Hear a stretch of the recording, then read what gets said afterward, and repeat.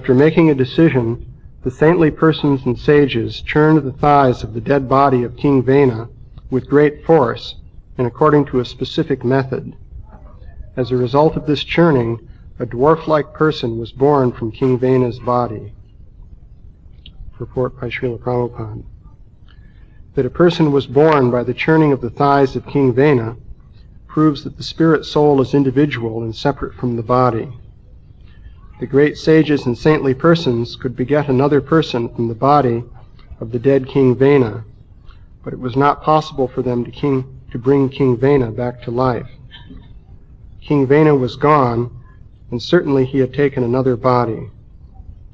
The saintly persons and sages were only concerned with the body of Vena because it was a result of the seminal succession in the family of Maharaj Dhruva.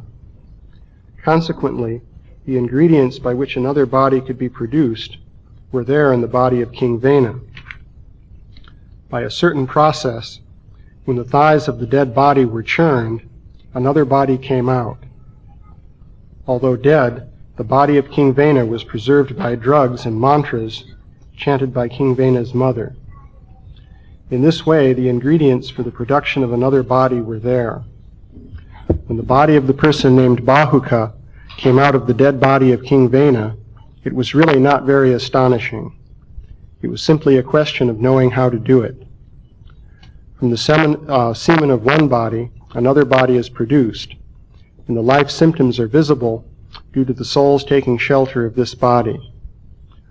One should not think that it was impossible for another body to come out of the dead body of Maharaj Vena. This was performed by the skillful action of the sages. So, the mystery of producing a body from the thighs of Maharaj Vena. Of course, this has been compared to the process of cloning. So I'll say a little bit about that. You could say that this is the Bhagavatam's version of Jurassic Park. So the idea there, of course, was that if you could get a hold of the DNA of a dinosaur, perhaps preserved in amber in the body of a mosquito that had bit the dinosaur, then, in principle, you can recreate the dinosaur and bring dinosaurs back to life again. This was the idea. Of course, not too many people think that this can be done with dinosaurs, although I understand someone is trying to do it with woolly mammoths, because dead bodies of mammoths that are not decayed are sometimes found up in Siberia.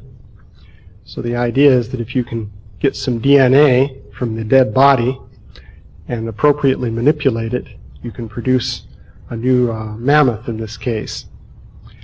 Cloning, however, as it exists at present, is something far less ambitious in scope.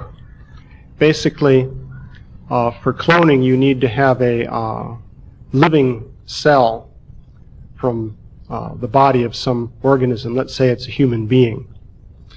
The idea is that every cell in the body has the DNA for the entire body, the hereditary material.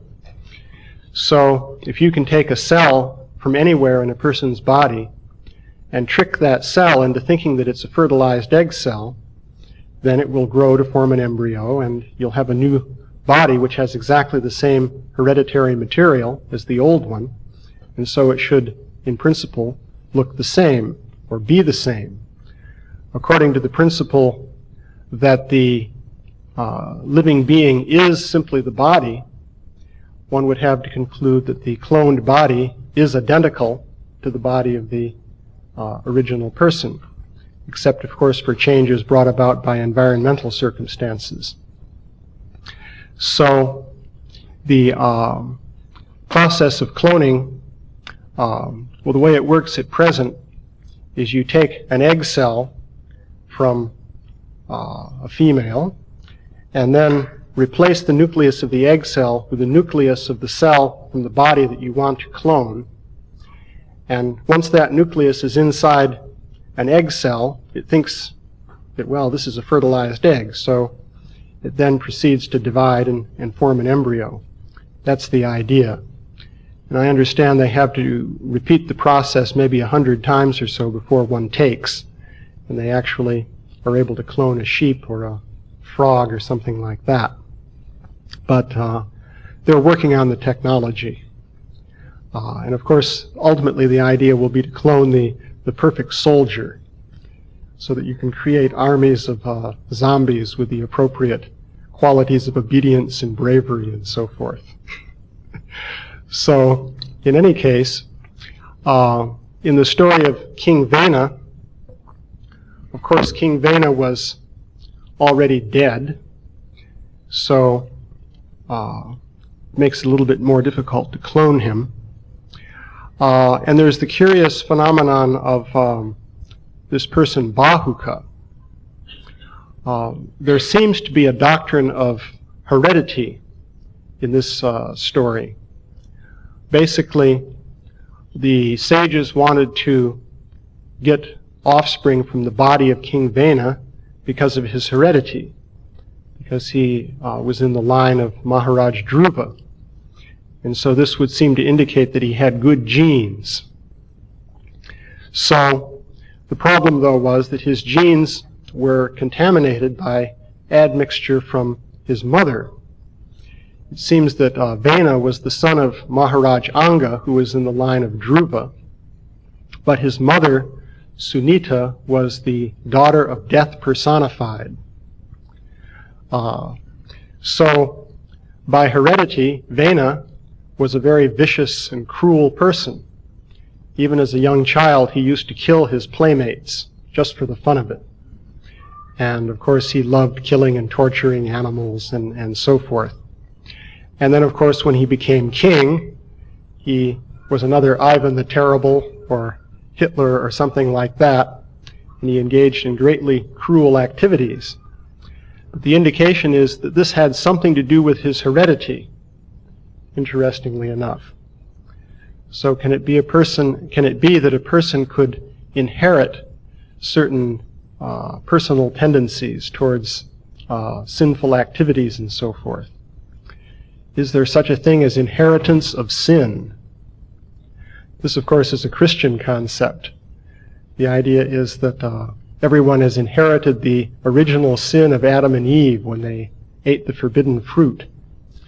So the Bhagavatam seems to suggest here that there's some principle of inheritance involved. However, the method of dealing with it was a little bit curious. If you look at the modern biochemical techniques, you can imagine that if there were some genes that had a bad effect in the total genome, that the scientists would just cut those genes out using some molecular methods, and then they would be left with the good genes. But in this case, the sages used a more dramatic technique. They produced another complete body of a living person.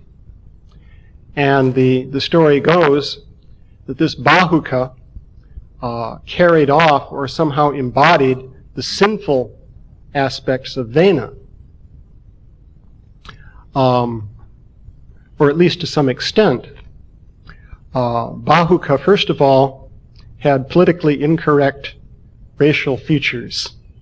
This is a dangerous part of the Bhagavatam, because Bahuka had black skin, a very flat nose. He was extremely short, with very short legs. But fortunately for the story, he had copper-colored hair. And I don't think we know anybody like that. So we're saved from political incorrectness in this story. But it's described that Bahuka went to found the society of Nishadas. Now, when Bahuka came to life, he asked the sages, "What shall I do?" And they said, "Sit down," which was Nishida. So he became a Nishada, a person who has been ordered to sit down. And these Nishadas became a sort of society of thieves and plunderers and hunters who were required to live out in the remote hill country and in the forests. So it's an interesting story because it mentions in particular that Bahuka was obedient. He immediately did what the sages told him to do. So he didn't seem to exhibit the character of Vena. It's not stated anywhere that he was cruel and went around killing people the way Vena had done. So it would appear as though the sinful qualities in Vena were transformed in some way and deposited in this being named Bahuka. So this suggests another theory concerning the sinful actions, namely that these were some sort of subtle programming that existed within the body of Vena. So one can make an analogy to subtle programming. Consider a computer virus. So you have your computer, its hardware and so on, and inadvertently you download something on the internet, which, when you open a certain file, becomes activated, and then it erases your hard disk, or something like that. So what is this computer virus? Well, it's not made of any solid physical substance. It's not hardware. It's what is called software, but really what it consists of is just a pattern of electronic pulses which have the effect of causing the computer to destroy itself. So one can make an analogy then to sinful reactions in the body of a living being as being some kind of subtle pattern of programming which takes action within the body of that being and produces various deleterious effects. So this would be a sinful reaction. So the idea then would be that by committing sins, you somehow bring about the activation of these kinds of programs. And then the programs are there. And it may be a long time before the programs take action, but nonetheless they're there, and in due course of time they will execute, and you will be suitably afflicted then by these sinful reactions. So according to this idea, when the body of Bahuka was produced, this subtle programming that was lodged in the body of Vena got transferred to the body of Bahuka. And so he had to suffer the sinful reactions. Not only that, but it appears as though his entire race had to suffer the sinful reactions, which sounds again like the story of the original sin of Adam and Eve. So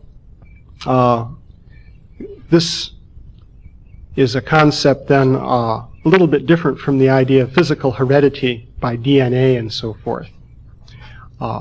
It would seem some kind of subtle programming pattern might be passed from one generation to another. So that's there as another possibility. So those are some observations on Bahuka. Of course, in the next phase, two beings were produced by churning the arms of King Vena. Now that his sinful reactions were eliminated, and the remaining bodily substance was supposedly pure, a new person was created, actually two persons, male and female. This would be a little bit difficult to do by cloning. I guess in principle, from a male body you could produce a female just by making two copies of the X chromosome. The whole idea is that in a female there are two X chromosomes, and in a male there's an X and a Y.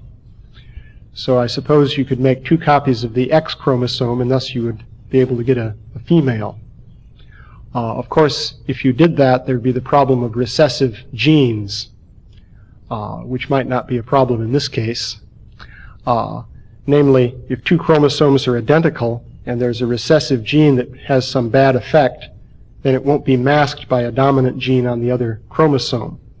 And so that deleterious effect will be manifest.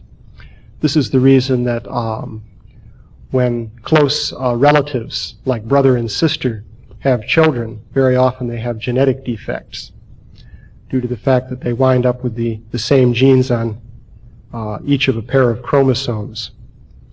So in any case, two personalities were produced, Prithu and Archie, and they were expansions of Vishnu and Lord Vishnu and Lakshmi, it is stated. So these were, of course, not Vishnu Tattva. They were Avesha expansions of the Supreme Personality of Godhead. So so these persons were produced from the body of Maharaj Vena, and they exhibited godly characteristics, and so on. The story of Prithu, by the way, is interesting. Prithu is described as the creator of organized city life and the bringer of agriculture, which of course leads to the question of exactly what sort of kingdom was there before, since you had King Vena and King Anga and so forth. So kingdoms at that stage must have been organized differently than later on, because Prithu inaugurated organized city life. So it's interesting that when the Greeks came to India under Alexander the Great, they apparently referred to or learned about Prithu and identified him with Dionysius.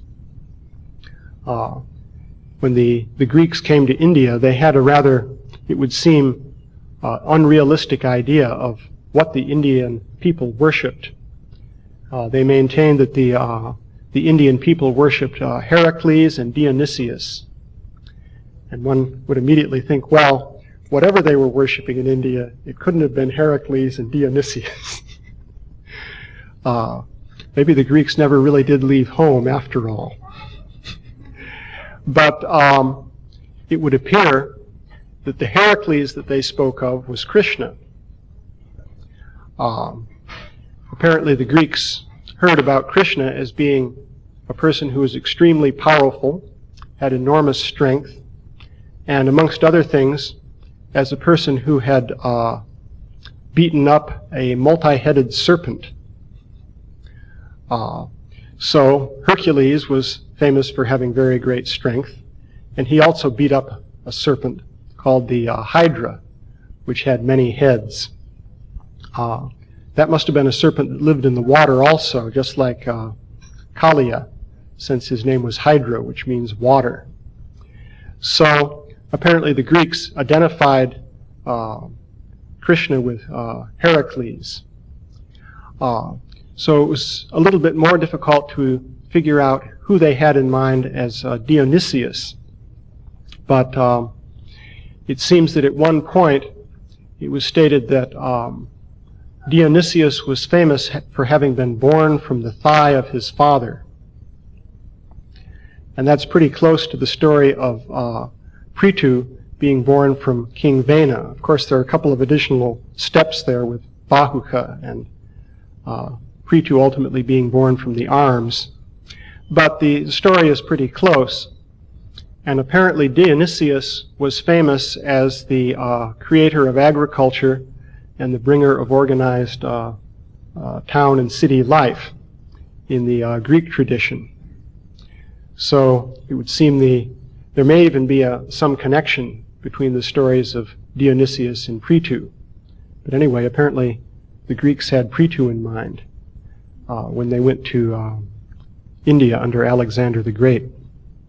So anyway, I'll stop there. Are there any questions, comments? Yeah?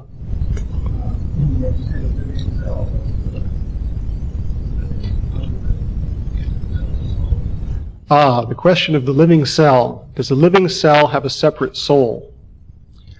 Prabhupada was asked that question several times, and he gave different answers depending on how the question was put to him. And so the possibility may be that a cell may or may not have a soul, depending on the circumstances of the cell. In one place, cells were described to Prabhupada as being like bricks in a wall. These would be like epithelial cells in the skin.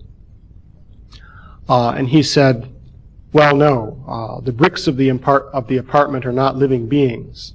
The person who lives in the apartment is the actual living being.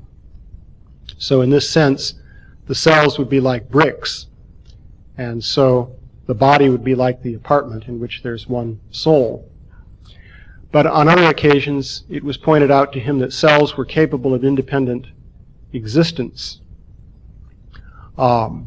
Most bodily cells can be made to live and reproduce in a culture medium. So you could take a cell from your skin and put it in a suitable medium with nutrients and so forth, and it will divide and continue to grow. In fact, some cells outlive the person from whom they came originally. This is true in particular of cancer cells.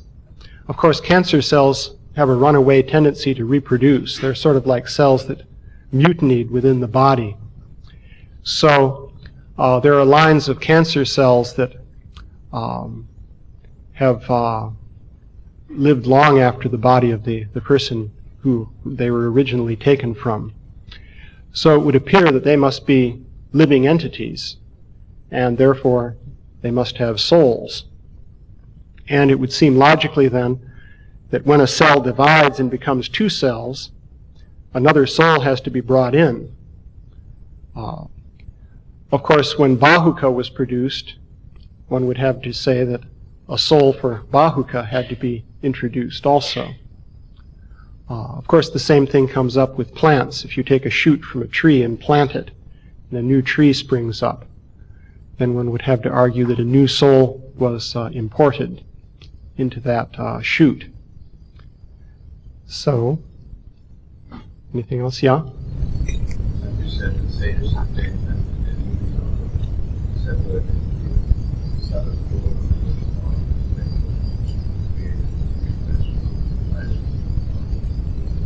Mm-hmm. You speak louder. If some treatment, or is it you can just talking to the body and you know, or is it that not for all people it's going to be some must have some basis in the treatment. Also, that's the very nice one. Well, the question is, could you perhaps produce a Bahuka from one of our bodies to carry off the sinful reactions, so then we would be very pure and elevated and so forth? I don't know. But, of course, the point that was raised was that Maharaj Vena came in a very exalted family. And apparently genes do count. His body had very high-class genes, let's say. And so the only problem was that these had been contaminated by these sinful reactions that had come from some source, apparently originally Vena's mother. So the question is, if you took one of these modern-day Kali Yuga bodies, would you be able to also eliminate the negative elements and have left over something that was positive? Hopefully you could make some improvement. Of course, would this be fair to the person playing the role of Bahuka? Let's say you clone a person and you produce a whole group of really sinful, horrible people. Then you clone him one last time and you get somebody who's really very good. So, anyway, yeah? What did you make of what Thompson said? he was a genius, despite the fact that he had a simple inclination to that negative aspect of him. He did have some influence from the Kumar regimes, if you will, because when the sages spoke, he did listen and behave and do what he was told. So it wasn't just completely simple what his character. He embodied that to allow him to get out of the ways of the creature. But at the same time, he did have some sense of self-control. It would appear so. Yeah.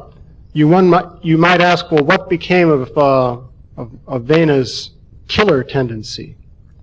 Because he was a vicious killer, even from childhood. So that didn't even manifest in Bahuka. So where did that go? Apparently it was somehow transformed into something less harmful. Possibly very difficult to see the sages. At that time, of course, with that very potency, and nullify that, and you have, a lot of possibilities. Yeah. Various possibilities, yeah?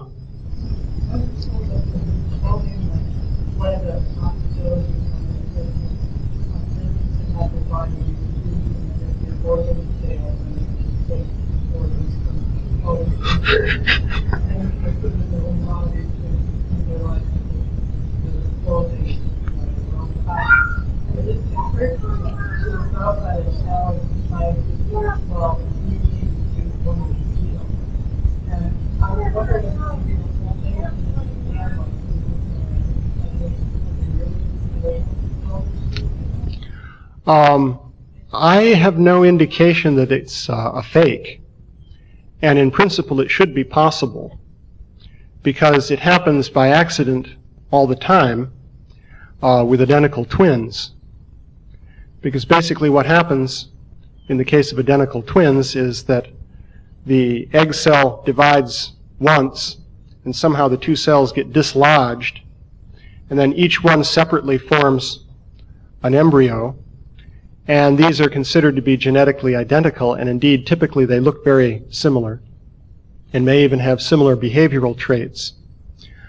It may be worth mentioning, however, that in the case of identical twins, there are similarities that seem to go far beyond what you could explain by genetics.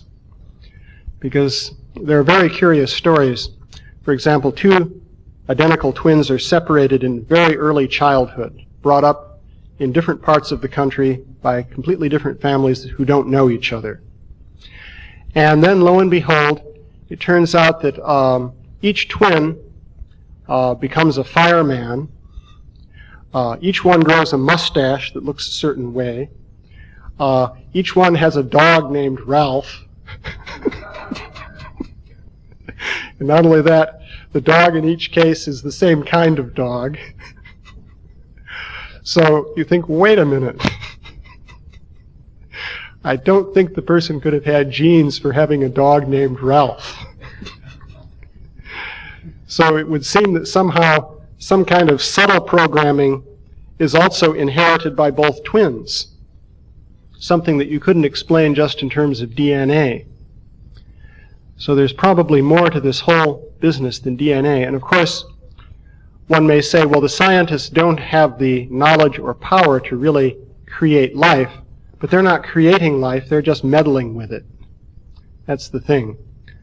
Of course, now that they're doing genetic engineering and splicing, genes from one organism to another, they're coming closer and closer to the point of trying to play God. So who knows what's going to happen now with transgenic crops. I mean, you could make a tomato with a hemoglobin gene spliced into it and have a tomato that produced blood or something like that. So it remains to be seen what the outcome of all this will be. One more question. The egg that the living entity comes from, is that more than one cell?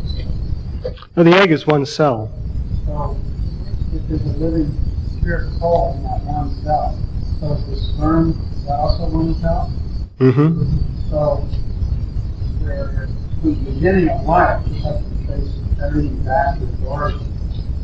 So there's one cell, one cell egg, two living entities, two spirit souls. So we begin with two pure souls. He has that idea of every cell having a pure soul. So it seems alright if all my cells have pure souls, but when there's only two, that seems to be a problem. Namely, which one gets to be the real soul? And what happens to the other one? I mean, they must be equal in the beginning, but it says that the living entity is carried in the sperm cell. Yeah. Well, that, of course, then consider how many sperm cells there are. And does each one of them have a soul? In which case, only one of the souls makes it. Well, and of course, if each cell in the body has a soul, then as that egg cell divides and subdivides, 2, 4, 8, 16, and so on and so forth, then you have to suppose that more and more cells keep coming in to occupy those, more and more souls keep coming in to occupy those cells. And you have a bit of a problem of logistics in transferring souls. And perhaps it happens like that. It may be that one of the cells has a level of consciousness suitable for being the soul of I keep saying cell instead of soul. One of the souls has the karma for being the soul of a human body, and other souls that are there have the karma for being souls on a cellular